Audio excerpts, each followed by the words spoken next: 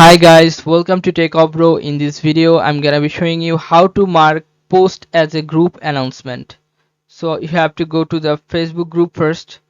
Then I'm writing here anything like sample post.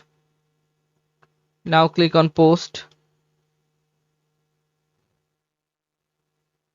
Now you can see that group has been posted sample post. If you want to make this post as a group announcement, you have to click on this three dot icon which is here beside the post.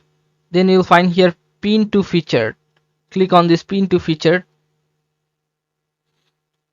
and your group has been now pinned as group announcement.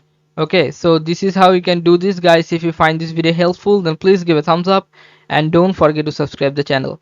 Thank you so much for watching the video.